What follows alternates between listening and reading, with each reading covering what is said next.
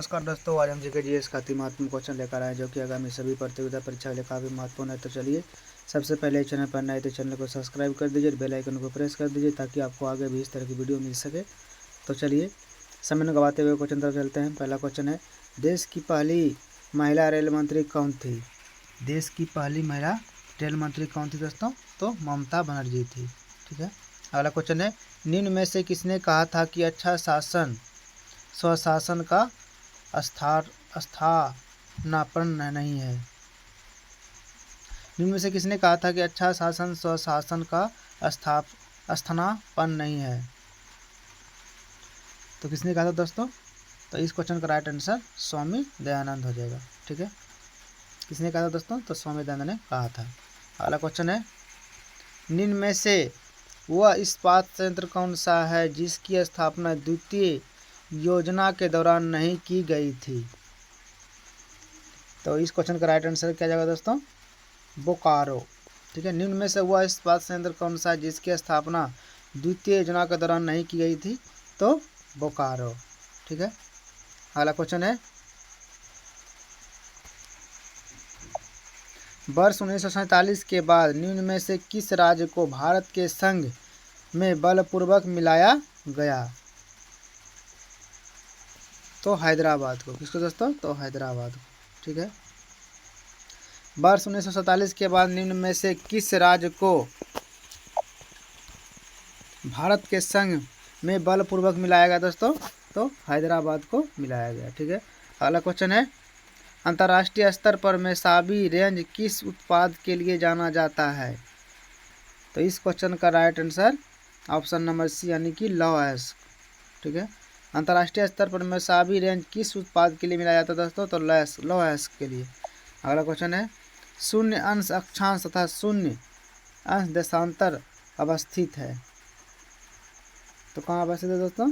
तो जो है हिंद अंटार्कटिक महासागर में स्थित है। ठीक है। शून्य अंश अक्षांश तथा शून्य अंश देशांतर अवस्थित है तो अंटार्कटिक महासागर में अवस्थित है। अगला क्वेश्चन है, संचार उपग्रह वायुमंडल के किस स्तर में अवस्थित है? संचार उपग्रह वायुमंडल के किस स्तर में अवस्थित है दोस्तों? तो इस क्वेश्चन का right answer option number A यानी कि ब्रह्ममंडल में अवस्थित है। अगला क्वेश्चन है, निम्न में से कौन संविधान नेतर संस्था है? निम्न में से कौन संविधान नेतर संस्था है दोस्तों? तो इस क्वेश्चन का right answer option number C यानी कि नीति आयोग हो जाएगा।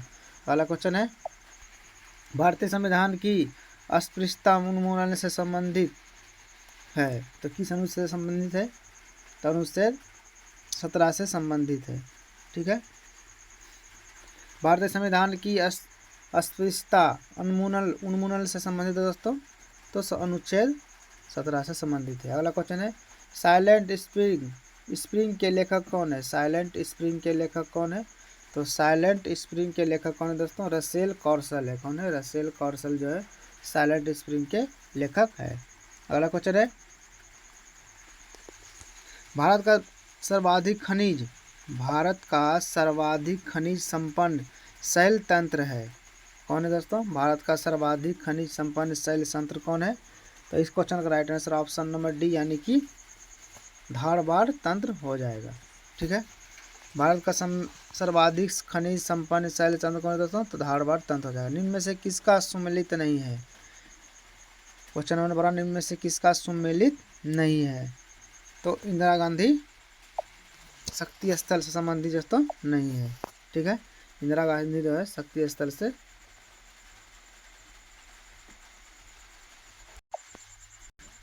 हिंदू विकास दर किस वार्षिक दर से संबंधित है? हिंदू विकास दर जो है किस वार्षिक दर से संबंधित है? तो राष्ट्रीय आय से संबंधित है। अगला क्वेश्चन, निम्न में से कौन सा तत्व पौधों के विकास के लिए आवश्यक नहीं है? तो सोडियम जो है पौधों के विकास के लिए आवश्यक नहीं है। निम्न में से कौन सा तत्व पौधों के विकास के लिए आवश्यक नहीं है? तो सोडियम। बिहार में आर्द्र पतझड़ वनों में कौन सा वृक्ष सर्वाधिक उगता है? तो खैर। ठीक है। बिहार में आर्द्र पतझड़ वनों में कौन सा वृक्ष सर्वाधिक उगता है?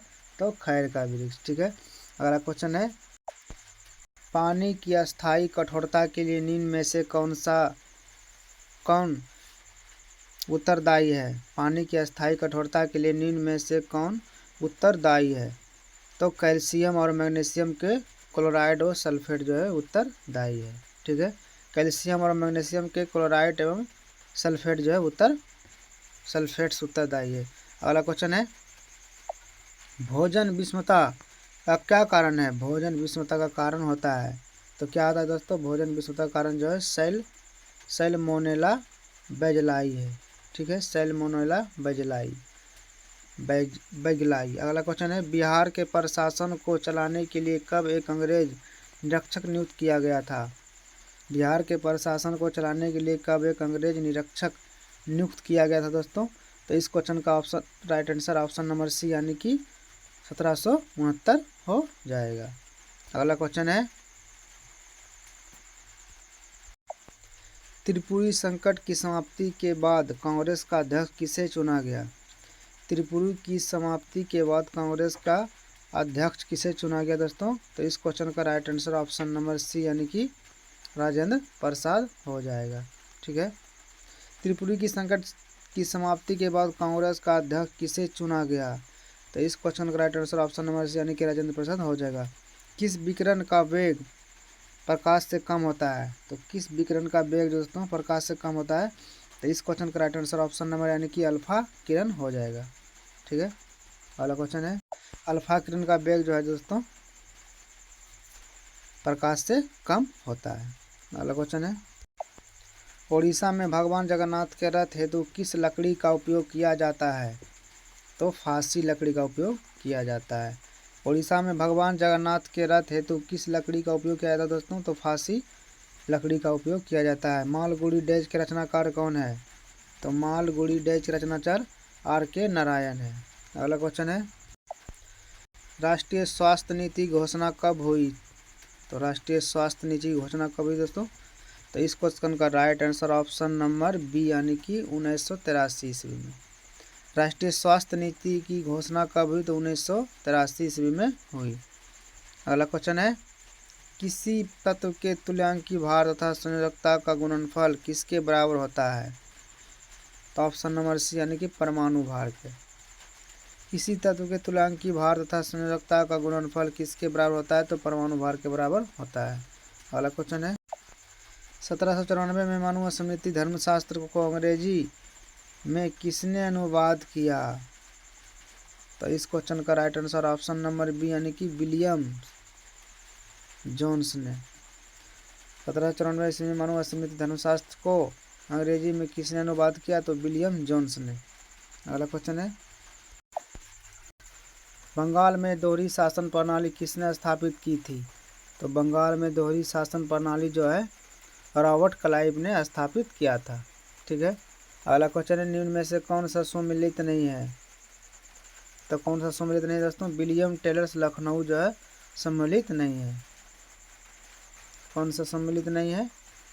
तो विलियम टेलर लखनऊ जो है सम्मिलित नहीं है। अगला क्वेश्चन है, निम्न में से कौन सा केंद्र शासित प्रदेश पुर्तगाल से अधिग्रहित नहीं किया गया था?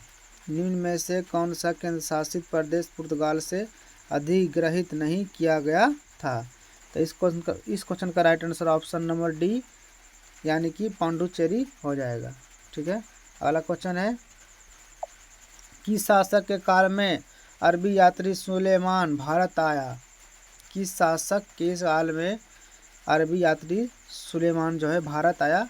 तो इस क्वेश्चन का right answer option number A यानी कि मिहिर भोज के शासनकाल में जो है अरबी यात्री सुलेमान भारत आया था। अगला क्वेश्चन है, नेशनल प्लानिंग कमेटी का गठन किनके द्वारा किया गया? नेशनल प्लानिंग कमेटी का गठन किनके द्वारा किया गया? तो इस क्वेश्चन का right answer option number C यानी कि सुभाष चंद्र बोस के द्वारा किया गया। अगला क्वेश्चन है, मौलिक अधिकार क्या है? तो मौलिक अधिकार जो है दोस्तों क्या है? तो मौलिक अधिकार 47वां संशोधन है। क्या है दोस्तों? 47वां संशोधन है।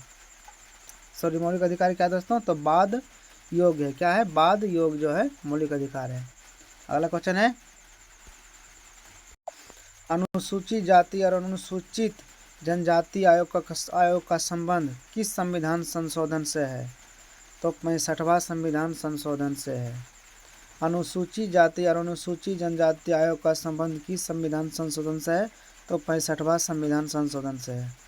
अगला क्वेश्चन है, रबी की फसलों को किस माह में बोया जाता है? तो अक्टूबर नवंबर में जो है रबी की फसल जो है बोया जाता है। रबी की फसलों को किस माह में बोया जाता है? तो अक्टूबर से नवंबर में जो है रबी की फसल को बोया जाता है।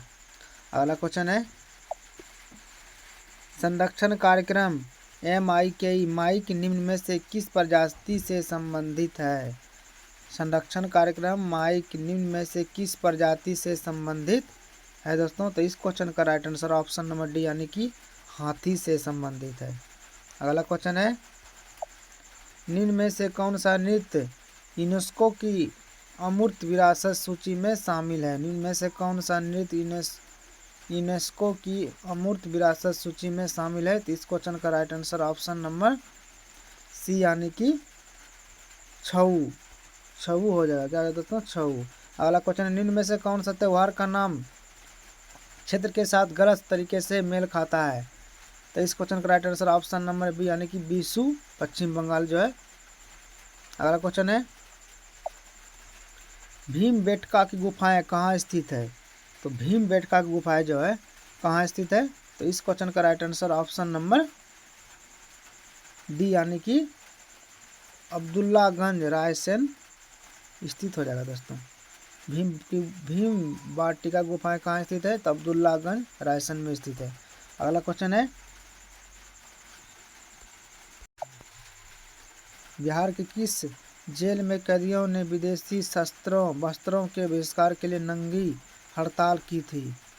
तो छपरा में।